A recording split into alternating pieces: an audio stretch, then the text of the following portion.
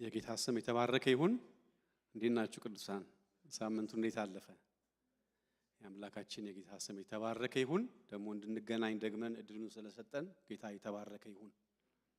አንዳንዱ ነገር ቀላል ነው፣ ተኝቶ መንቃት።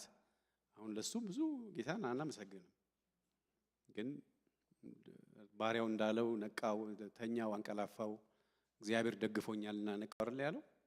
እሱን ያነቃን፣ እሱን የጠበቀን ምንም በማናቅበት በዛ ሌሊት ስንፈራገጥ ክፉ መጥቶ ያልደፋን በተኛንበት የጠበቀን አምላክ የተባረከ ይሁን። ክብር ሁሉ ለጌታ ይሁን። እንጸልይና የእግዚአብሔርን ቃል ደግሞ አብረን እናያለን። እናመሰግናለን። ክብር ሁሉ ላንተ ይሁን። አሁን እንደዘመር ነው ጌታ ሆይ ሌላ ነገር አይደለም ነፍሴን የሚያረካት አምላክ ሆይ አንተ ነህና በመገኘት አርካት። ሃሌሉያ። አንዳንዶች ገንዘብ ይላሉ፣ አንዳንዶች ዘመድ ይላሉ፣ አንዳንዶች እውቀት ይላሉ፣ አንዳንዶች ገንዘብ ይላሉ። እኔ ግን እርግጠኛ ነኝ አንተ ነህ የምታረካኝ። እናከብርሃለን። ክብር ሁሉ በሰማይና በምድር ላንተ ይሁን። አሁን ደግሞ በቃልህ አልፈህ ተናገረን። እግዚአብሔር አምላኬ ሆይ ወደ ራስህ አስጠጋን፣ ሳበን። እግዚአብሔር አምላኬ ሆይ ዘመኑ እያለቀ ዘመኑ እየከፋ ባለበት በዚህ ጊዜ የዘላለም አምላክ ልዑል እግዚአብሔር ሆይ አብዝተን ወደ አንተ መጠጋት እንዲሆንልን እግዚአብሔር ሆይ ሌላ መሸሸጊያ ሌላ መደበቂያ የለም። ጌታ ሆይ አቤቱ በጌታ በኢየሱስ ክርስቶስ ስም ባሪያህ እንዳለ ምድር ብትናወጥ ተራሮች ወደ ባህር ልብ ቢወሰዱ እኔ አልፈራም እንዳለ እግዚአብሔር አምላኬ ሆይ ወደ አንተ መገስገስ ወደ አንተ መጠጋት እንዲሆንልን በጌታ በኢየሱስ ስም እንለምንሃለን። ስለ ሁሉ እናመሰግንሃለን።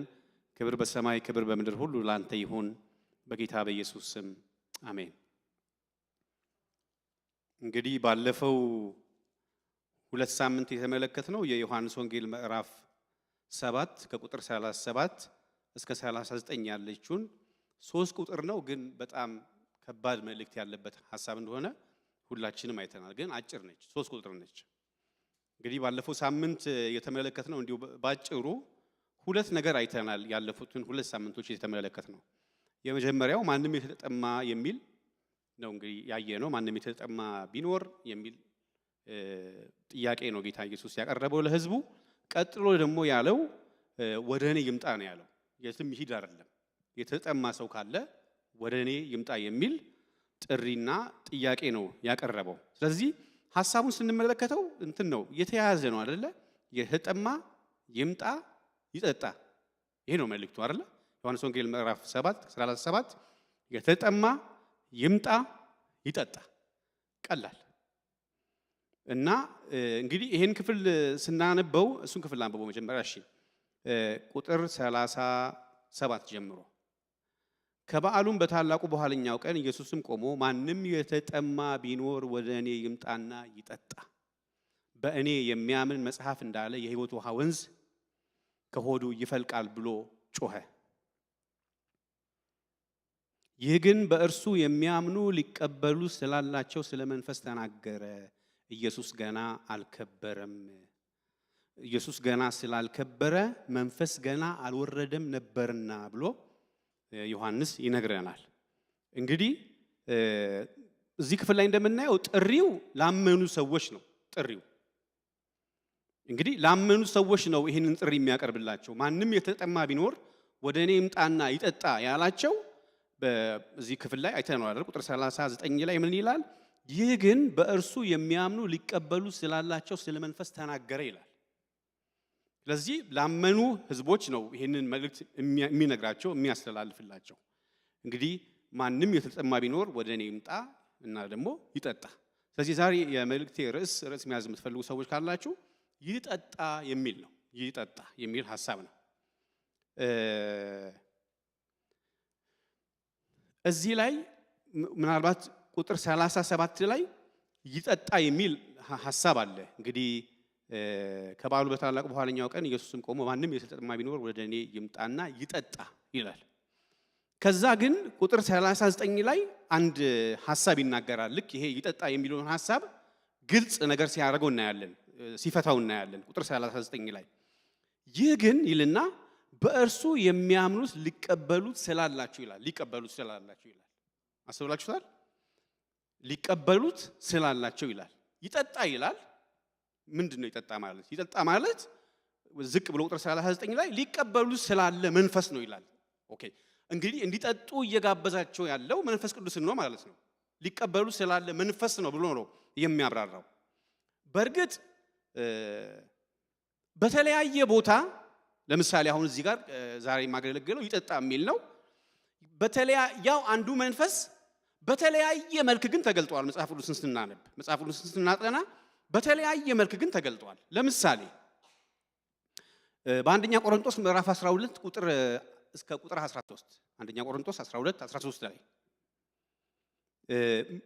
ለምሳሌ እሱን ብታነቡት ሰዓታችን ለመጠቀም አላነበውም፣ ግን መጠመቅ የሚል ሐሳብ አለው። አይታችሁት ከሆነ ሁላችንም በዛ በአንዱ መንፈስ አይደል የሚለው እንድንጠመቅ የሚል ሐሳብ አለው።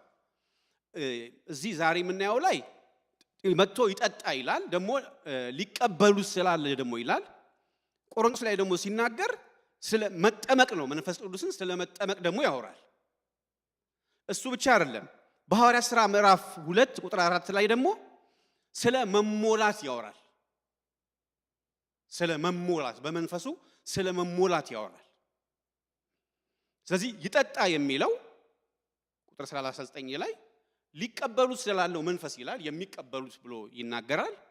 ከዛ ደግሞ ስለ መንፈስ ያወራ ደግሞ ስለ ጥምቀት ያወራል፣ ደግሞ ስለ መሞላት ያወራል። እንግዲህ መቼም በሁላችሁም ልብ ውስጥ ይፈጠራል ብዬ የማስበው ጥያቄ እሺ ታዲያ እኛ እኮ ጌታን ተቀብለናል፣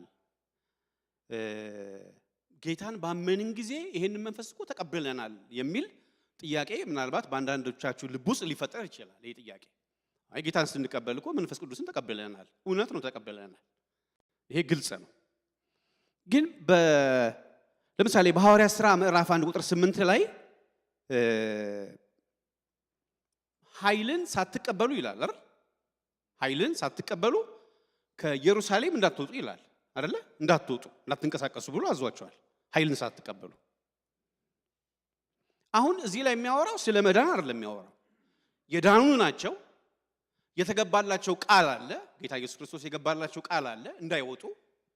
መንፈስ በመጣ ጊዜ ግን ያ መንፈስ ሲቀበሉ ኃይል ስለሚያገኙ ውጪ ካለው ኃይል ጋር መጋፈጥ የሚችሉት በበሉትና በጠጡት ምግብ ሳይሆን በተቀበሉት በእግዚአብሔር ኃይል ስለሆነ የዳኑ ናቸው፣ በጌታ ያመኑ ናቸው፣ በአንድ ላይ አብረው የሚጸልዩ ናቸው፣ የሚተጉ ናቸው፣ እግዚአብሔርን የሚፈልጉ ናቸው። ግን ደግሞ የሚያስፈልጋቸው ደግሞ መንፈስ አለ ማለት አንዴ ድነናል፣ አንዴ የመንፈስ ቅዱስ በውስጣችን አለ ብለን የምንቀመጠው ነገር አይደለም ለማለት ፈልጌ ነው። ኤፌሶን ምዕራፍ 5 ቁጥር 18 ላይ ይሄን ነው የሚለው አይደል? በወይን ጠጅ አትስከሩ፣ ከዛስ በመንፈስ ምን በሉ ነው የሚለው አይደል? ሰው ለመስከር መጠጣት ነው ያለበት እኮ ሌላ ነገር እኮ አይደለም አይደል? ሰው መስከር ካለበት መጠጣት ነው ያለበት። ስለዚህ ምን እያላቸው ነው ያለው ኤፌሶን ላይ? ያመኑ ናቸው፣ ጌታን የሚያውቁ ናቸው። ግን የሚላቸው ምንድነው? መንፈስ በውስጣቸው አለ፣ ምንም ጥያቄ የለውም። ዳግም የተወለዱ ሰዎች ናቸው፣ ግልጽ ነው። ግን የሚያብራራላቸው ምንድነው? ደጋግማችሁ በመንፈስ ስከሩ ነው የሚለው። ስለዚህ እኛም በዚሁ በክርስትና ህይወታችን አይ በቃ አንድ ጊዜ መንፈስ ቅዱስን ተቀበለናል ብለን እጅን አጣምረን አይ በቃ ብለን የምንቀመጠው ህይወት አይደለም አይደል? ቀን በቀን የምንሞላው፣ ቀን በቀን የምናፍቀው፣ ቀን በቀን የምንፈልገው መሆን አለበት ብዬ አስባለሁ። ይሄ ብቻ አይደለም። ለምሳሌ ዮሐንስ ወንጌል ምዕራፍ 4 ቁጥር 13 እና 14 ላይ ሁላችሁም የምታውቋት ያቺ ሳምራዊቷ ሴት በደንብ ጥቅስ የምታውቅ ሃይማኖተኛ የሆነች ሴት አይደል? በደንብ እኮ ነው ያወራችው። አንተ ከአባቶቻችን ትበልጣለህ፣ ይሄንን ጉድጓድ ከሰጠን አንተ ትበልጣለህ ወይ? በደንብ ነው የምታውቀው። አይ በዚህ እናንተ በዚህ ትላላችሁ፣ እኛ ደግሞ በዛ እንላለን። እውነት ያወራችሁ እኮ ትክክል ነው። የተናገረችው ነገር ልክ ነው። ጌታ ኢየሱስ ሲነግራት ግን ለሷ ምንድን ነው ያላት? ያወራት ስለ ዘላለም ሕይወት ነው ያወራት አይደል?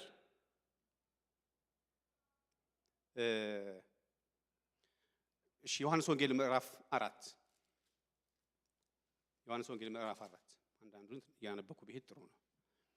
ዮሐንስ ወንጌል ምዕራፍ 4 13 እና 14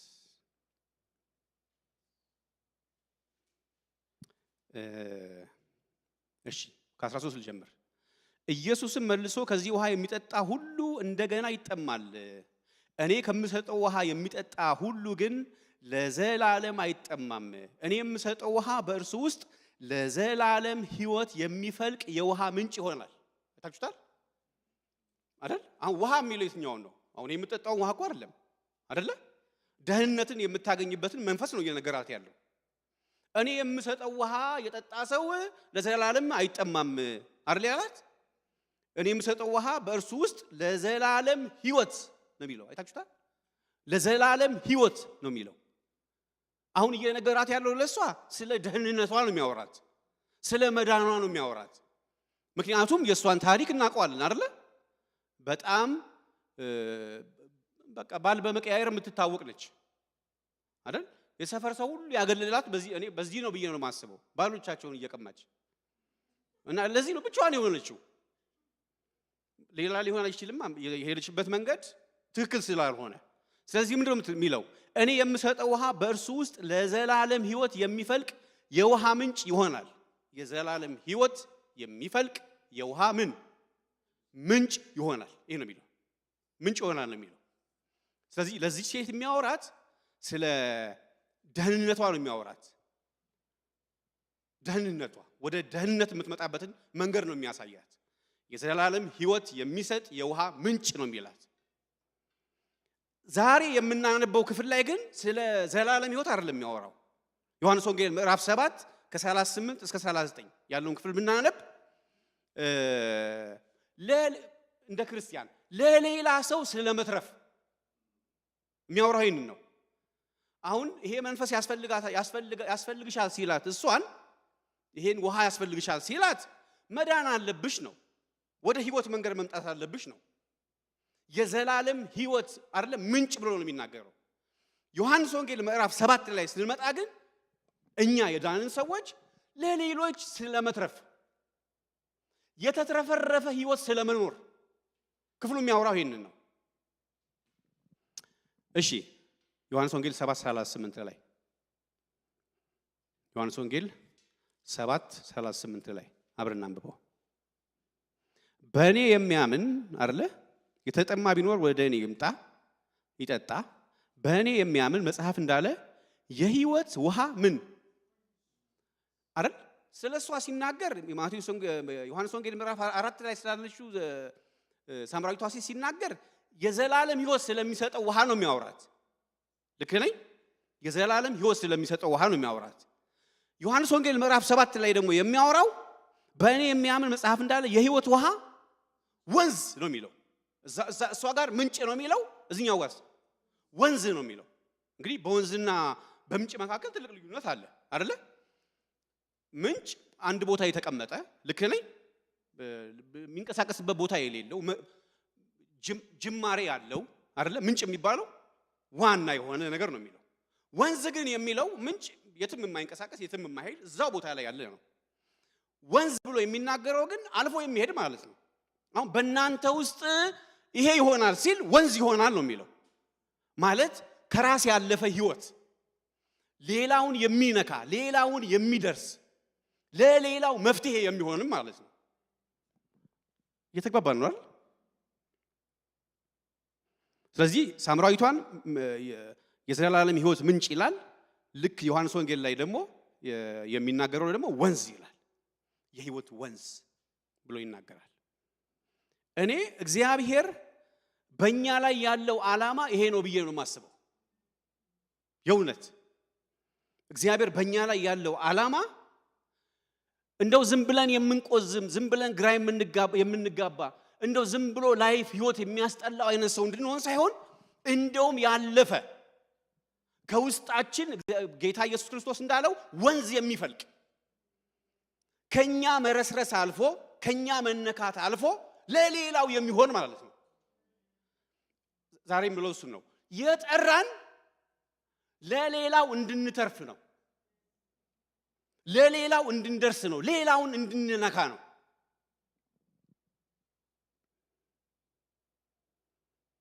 ስለዚህ የክርስቲያን ህይወት ሁሉ ጊዜ ከመቀበል ያልፋል ማለት ነው አይደል? አሁን እኮ የእውነት አይደል ጌታ ቤትም ስንመጣ በቃ አሁን ሁላችንም ለመቀበል ነው የምንመጣው አይደል? ግልጽ እኮ ነው። ብዙዎቻችን አሁንም ደግሜ ልበል ቸርች ውስጥ የምናያቸው ነገሮች ብዙዎቹን ህዝቡን የምናየው በቃ እጁን ዘርግቶ የሚመጣ አይደል? ሁሌ የሚቀበል ሁሉ ጊዜ ጥያቄ አለው። ሁሉ ጊዜ በቃ ማልቀስ አይደል? እነሱም ደግሞ ያቁታል። የሚያገለግሉን ሰዎች ደግሞ ያቁታል። ቁስላችን የት ጋር እንደሆነ ያቁታል። እና እንመጣለን፣ የሆነ ማደንዘዣ ይሰጠናል፣ ተመልሰን እንሄዳለን። እንመጣለን፣ በሚቀጥለው ሳምንት የሆነ ማደንዘዣ ይሰጠናል፣ ደግሞ ተመልሰን እንሄዳለን። እሱን አይደለም ጌታ ኢየሱስ ክርስቶስ ለኛ ያየልን የህይወት ውሃ ወንዝ ማለት ከራስ ያለፈ ሌላውን የሚነካ። አሁን የለም ቤተሰቦቻችሁ መካከል ጌታን የማያውቁ የሉም? አሁን የምታነቡላቸው የሉም? የምታለቅሱላቸው ልጆች የሏችሁ? የእውነት እኮ ነው የምላቸው። ደውሎ ወገን ላይ ጸልይልኝ ማለት ክፉ አይደለም፣ ጥሩ ነው። እኔም እላለሁ ችግር የለብኝም። እሱ ግን ሁሉ ጊዜ ጸልይልኝ የተባለ ይሆናል ወይ? እግዚአብሔር ይሄንን መንፈስ ሰጥቶን ማለት ነው። የህይወት ውሃ ወንዝ ከኛ ውስጥ የሚፈልቅ ለልጆቻችን የሚተርፍ፣ ለእናቶቻችን የሚተርፍ፣ ለአባቶቻችን የሚተርፍ፣ ላላመኑ ዘመዶቻችን የሚተርፍ ነገርን እግዚአብሔር በእኛ ውስጥ አስቀምጦ ዝም ብሎ መቀመጥ መድኃኒት ይዞ በጣም ልክ አይደለም ብዬ ነው የማስበው።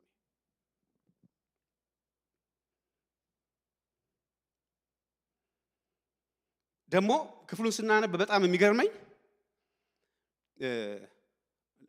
ከበዓሉ በታላቁ በኋለኛው ቀን ኢየሱስም ቆሞ ማንም የተጠማ ቢኖር ወደ እኔ ይምጣና ይጠጣ፣ በእኔ የሚያምን መጽሐፍ እንዳለ ማለት ይጠጣ ካለ በኋላ እኮ ቀጥሎ ማለት ያለበት በእኔ የሚያምን አይደለ? ወደ እኔ ይምጣና ይጠጣ። ከዛ በኋላስ ምንድነው መሆን ያለበት? ይርካ አይደለ? በጣም የሚገርመው ይርካ እንኳን አይልም እኮ እዚህ ላይ። ስለኛ መርካት አይደለም እግዚአብሔር ትልቁ አጀንዳ፣ በእኛ በኩል አልፎ እኛን አርክቶ በእኛ በኩል አልፎ ሌሎቹን መድረስ ነው። ወደ እኔ ይምጣና ይጠጣ። አይታችሁታል? በእኔ የሚያምን መጽሐፍ እንዳለ የህይወት ውሃ ወንዝ ከሆዱ ይፈልቃል ብሎ ጮኸ ይላል። የህይወት ውሃ ወንዝ ከሆዱ ይፈልቃል። ወገኖች እግዚአብሔር የጠራን ለዚህ ነው፣ ለሌላው እንድንተርፍ፣ የሌላውን ሸክም እንድንሸከም። አብሶ በዚህ ዘመን ደግሞ የሰው ሁሉ ጥያቄ የእውነት ሰውን እኮ ጠጋ ብላችሁ ብትጠይቁት እኛስ የምንጽናናበት አምላክ አለን እኮ።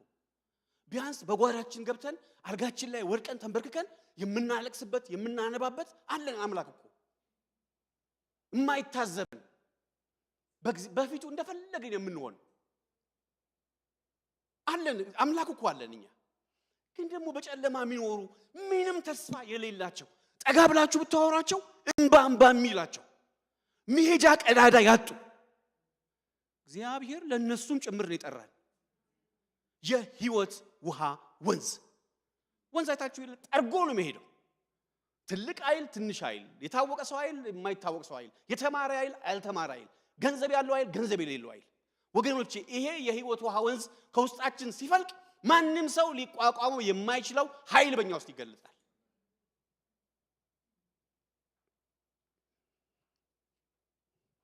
እና ይጠጣ ማለት ሲገባው ከዛ ቀጥሎ በኋላ ይጠጣ ካለ በኋላ በእኔ የሚያምን መጽሐፍ እንዳለ የህይወት ወንዝ ከሆዱ ይፈልቃል ብሎ ጮኸ። ቁጥር 38 ላይ በእኔ የሚያምን መጽሐፍ እንዳለ የሚል ቃል አይታችሁታል? ቁጥር 38 ላይ በእኔ የሚያምን መጽሐፍ እንዳለ የሚል ቃል አለ። የህይወት ውሃ ወንዝ ከሆዱ ይፈልቃል። የቱ መጽሐፍ አይደል? ጌታ ኢየሱስ ክርስቶስ ይህን ቃል ሲናገር የብሉይ ኪዳንን መጽሐፍቶችን እያሰበ ነው የሚናገረው። ይሄን ጌታ ምን እያለ ነው? አሁን የምናገረው ነገር እኮ አዲስ ነገር አይደለም። ካነበባችሁ እኮ በፊት ተነግሯል፣ ይሆናል ተብሏል እኮ። ይሄ የሕይወት ውሃ ወንዝ ይፈልቃል የሚለው ይሆናል እና አዲስ ነገር አይደለም ያወራውት፣ የተባለ ነገር ነው፣ የተነገረ ነገር ነው፣ ብታነቡት የምታውቁት ነገር ነው የሚል ጥያቄ ነው የሚያቀርብላቸው። ለምሳሌ ኢሳይያስ ምዕራፍ 55 ቁጥር 1 ላይ እናንተ የተጠማችሁ የሚል ቃል አይታችሁታል። ኑ አይደል የሚለው? ኑ ጠጡ፣ ያለ ገንዘብ ያለ ዋጋ ግዙ የሚል ቃል አለ ኢሳይያስ ምዕራፍ 55 ቁጥር 1 ላይ። ጌታ ኢየሱስ ክርስቶስ ሲናገር ይህንን ቃል የተነገረውን ቃል እያሰበ ነው። ዘካርያስ ምዕራፍ 14 ቁጥር 8 ላይም ይህንን ቃል ይናገራል። ስለዚህ በእኔ የሚያምን መጽሐፍ እንዳለ ሲል መጽሐፍትም የተናገሩት የብሉይ ኪዳን መጽሐፍትም የተናገሩት መልእክት አለ፣ ሐሳብ አለ ማለት ነው። እንግዲህ ይሄ የሕይወት ውሃ ወንዝ ለአማኝ ሁሉ የተሰጠ ነው ብያለሁ ባለፈው ስናገር። ለሁሉ የተሰጠ ነው። መስፈርቱ ግን አንድ ነው፣ መጠማትና መጠማት ብቻ ነው። የተጠማ አማኝ ሁሉ ይሄንን ውሃ የሕይወት ውሃ መጠጣት ይችላል።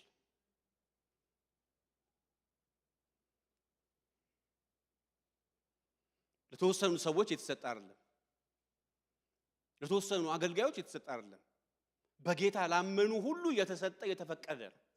ይሄ የሕይወት ውሃ ወንዝ ከሆዱ ይፈልቃል የተባለ የሚጠማ የሚናፍቅ የሚፈልግ አማኝ ሁሉ እድሉ ተሰጥቶታል፣ በሩ ተከፍቶለታል። ለሆኑ አገልጋዮች ተመርጦ የተሰጠ አይደለም።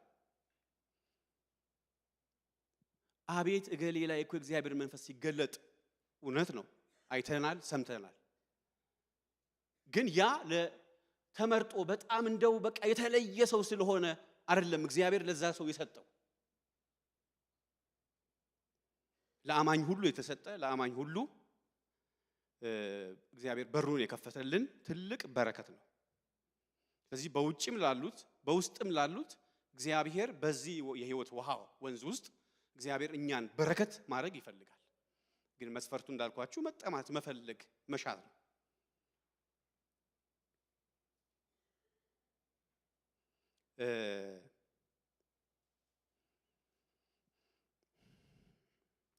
ሕዝቅኤል ምዕራፍ 47 ከቁጥር 1 እስከ 12 ያለውን አብረን ብናነብ በጣም ደስ ይለኛል። ስለዚህ ስለ ሕይወት ውሃ ጌታ ሲናገር ይህንንም ክፍል እያሰበ ስለሆነ የተናገረው ይህም ክፍል ስለሚመለከት መጽሐፍ እንዳለ የሚለው ይህንንም ስለሚነካካ እሱንም ብናየው ሕዝቅኤል ምዕራፍ 17 ከ1 እስከ 12 ያለውን ክፍል ከ1 እስከ 12 ያለውን ክፍል እሱን አብረን እናየዋለን። ወደ መቅደሱ መዝጊያ መለሰኝ፣ እነሆም ውሃ ከቤቱ መድረኮች በታች ወደ ምስራቅ ይወጣ ነበር። እንግዲህ በራእይ ነው ይሄንን የሚያየው፣ በራእይ ወስዶት ነው ይሄንን የሚያየው። ሕዝቅኤል ምዕራፍ 47 ከ1 እስከ 12 ወደ መቅደስ መዝጊያ መለሰኝ፣ እነሆም ውሃ ከቤተ መቅደሱ በታች ወደ ምስራቅ ይወጣ ነበር አይደል? ወደ መቅደሱ መዝጊያ መለሰኝ ይላል። እንግዲህ የአዲስ ኪዳን መቅደስ የእግዚአብሔር መቅደስ ደግሞ እኛ ነን፣ ማደሪያው እኛ ነን። ወደ መቅደስ መዝጊያ መለሰኝ፣ እነሆም ውሃ ከቤት መድረክ በታች ወደ ምስራቅ ይወጣ ነበር። የቤቱ ፊት ወደ ምስራቅ ይመለከት ነበርና ውሃውም ከቤቱ ከቀኝ ወገን በታች በመሰዊያው በደቡብ በኩል ይወርድ ነበረ። በሰሜኑም በር በኩል አወጣኝ፣ በስተውጭም ባለው መንገድ ወደ ምስራቅ ወደሚወስደውም በስተውጭ ወዳለው በር አዞረኝ። እነሆም ውሃው በቀኝ ወገን ይፈስ ነበረ። ሰውየውም ገመዱን በእጁ ይዞ ወደ ምስራቅ ወጣ፣ 1000 ክንድም ለካ፣ በውሃውም ውስጥ አሻገረኝ። ውሃውም እስከ ቁርጭምጭሚቴ ደረሰ። ደግሞም 1000 ለካ፣ በውሃውም ውስጥ አሻገረኝ። ውሃውም እስከ ጉልበት ደረሰ። ደግሞም 1000 ለካ፣ ውሃውም ውስጥ አሻገረኝ። ውሃውም እስከ ወገብ ደረሰ። ደግሞም 1000 ለካ፣ ልሻገረው የማልችለው ወንዝ ሆነ። ውሃውም ጥልቅ ነበር፣ የሚዋኝበትም ውሃ ነበር። ሰውም ሊሻገረው የማይችል ወንዝ ነበር። እርሱም የሰው ልጅ ሆይ አይተሃል አለኝ። አወጣኝም፣ ወደ ወንዙ ዳር መለሰኝ። ቁጥር 8 እርሱም እንዲህ አለኝ፣ ይህ ውሃ ወደ ምስራቅ ምድር ይወጣል፣ ወደ አረብም ይወርዳል፣ ወደ ባህሩም ይገባል። ወደ ባህሩም ወደ ረከሰውም ውሃ በገባ ጊዜ ውሃው ይፈወሳል።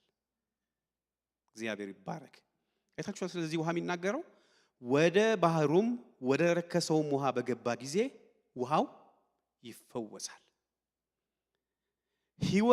ሕያው ነፍስ ያለው ተንቀሳቃሽ ሁሉ ወንዙ በመጣበት ስፍራ ሁሉ በሕይወት ይኖራል።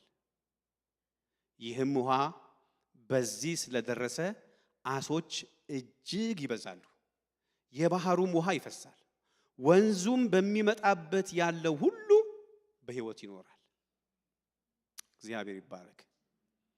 ስለዚህ ውሃ ሲናገር አጥማጆችም በዚያ ይቆማሉ። አይታችሁታል? አጥማጆችም በዚያ ይቆማሉ። ቤት ከአይን ጋዲ ጀምሮ እስከ አይን ኤግላይም ልከነኝ አይን ኤግላይም ድረስ መረብ መዘርጊያ ይሆናሉ።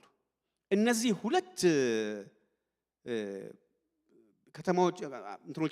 ከተማዎችን የሚጠራው በእስራኤል በሙት ባህር አካባቢ የሚገኙ ከሙት ባህር አካባቢ የሚገኙ ከተሞች ናቸው። ያው ሁላችን እንደምናውቀው ሙት ባህር ምንም እንስሳ የማይኖርበት የማይጠቅም፣ ምናልባት እነ ፓስተር ሄደሃል ብዬ አስባለሁ፣ ጫው ነው። እኔም ከአገልጋዮች ጋር ሄጄ አውቃለሁ እዛ ቦታ ላይ እና ምንም ነገር የማይኖርበት ቦታ ነው ይሄ ቦታ ማለት ነው። ግን ምንድነው የሚለው ይሄኛው ቦታ እንኳን ቢሆን ከመቅደሱ ከወጣው ውሃ የተነሳ የሚሆነው ነው የሚነግረን። ምንም ነገር የማይኖርበት፣ ምንም ነገር የማይጠበቅበት፣ በቃ ምንም ህይወት ያለው ነገር እዛ የማይቆይበት ቦታ ቢሆንም እሱ ግን ምን ይላል? አጥማጆች በዚያ ይቆማሉ፣ ከአይጋዲን እስከ አይን ኤግላም ድረስ መረብ መዘርጊያ ይሆናል። አሳዎችም እንደ ታላቁ ባህር አሳዎች በየወገናቸው እጅግ ይበዛሉ። የማይጠበቅ ቦታ ነው። ህይወት ያለው ነገር የማይገኝበት ቦታ ነው።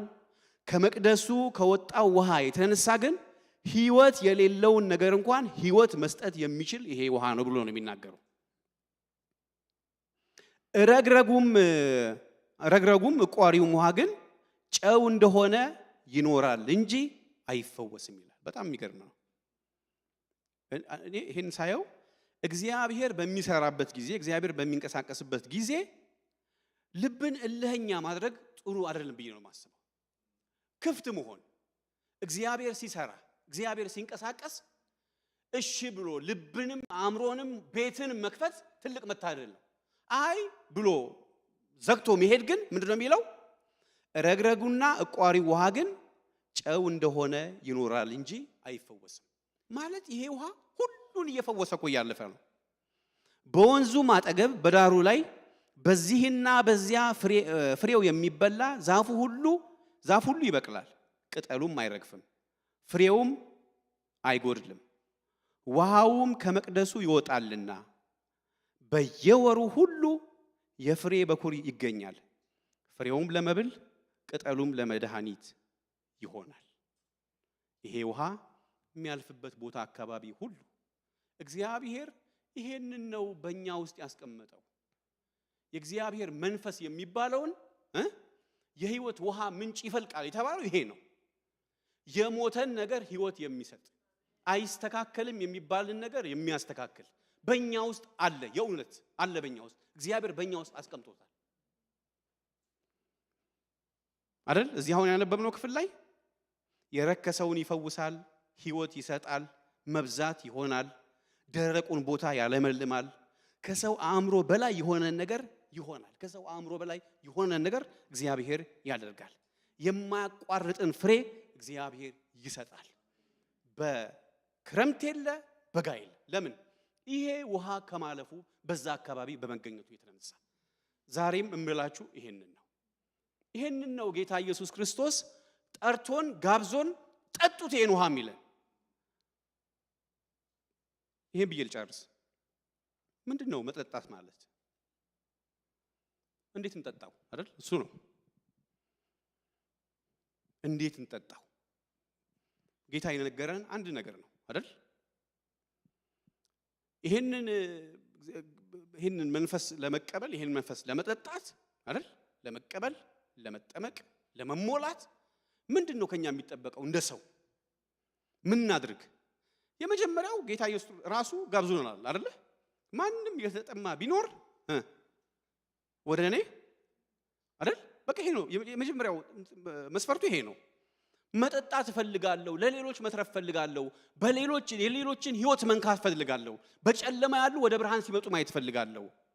ሰዎች በእኛ ፈገግ ሲሉ ማየት ደስ አይላችሁ? የሆነ ሲስቁ እንባቸው ሲታበስ ይሄ መንፈስ ሲንቀሳቀስ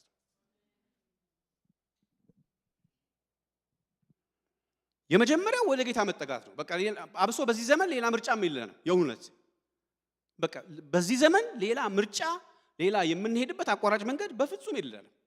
ስለዚህ ይሄን መንፈስ የሚፈልግ ይሄ የህይወት ውሃ ወንዝ ከወዱ እንዲፈስ የሚፈልግ ሰው መጀመሪያ ማድረግ ያለበት ወደ ጌታ መጠጋት ነው። ሌላ ነገር ምንም ሌላ የተወሳሰበ ነገር የለውም።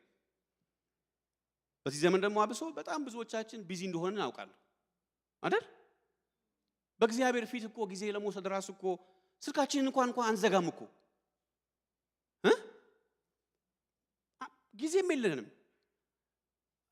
ማለት አንድ ተለቅ ካለ ሰው ከተከበረ ሰው ጋር ቀጥሮን የሆነ ነገር ላውራችሁ ፈልጋለሁ ብሎ ሻይ እየጠጣን ብናወራ አንደኛ ስልካችንን ሳይለንት ነው የምናደርገው፣ አናነሳም። ምክንያቱም አስሬ ስልክ እያወራው የማናገረው ከሆነ ንቀት ነው። ንቄ ያለው ሳልል ግን ንቄዋለሁ። ግልጽ ነው ይሄ። ስለዚህ ወደ ጌታ መቅረብ ነው፣ የጌታን ፊት መፈለግ ነው የመጀመሪያው።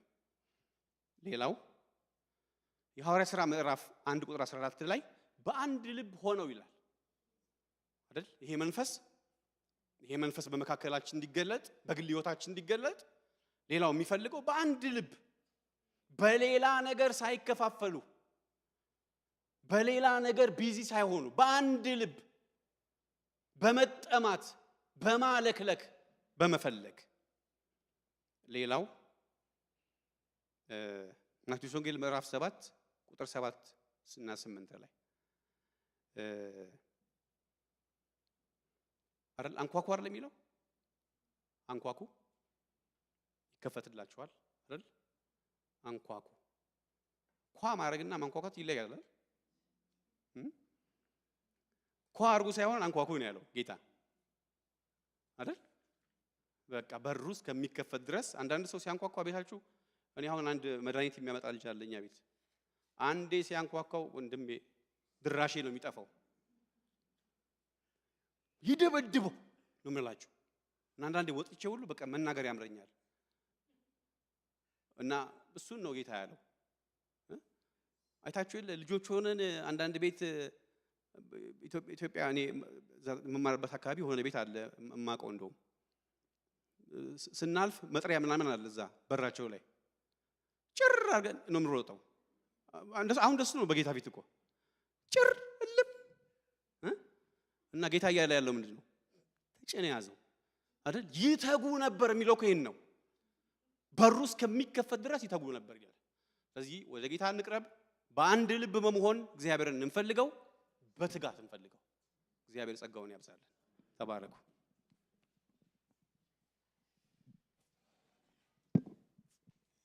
እንግዲህ 3 ሳምንት ጌታ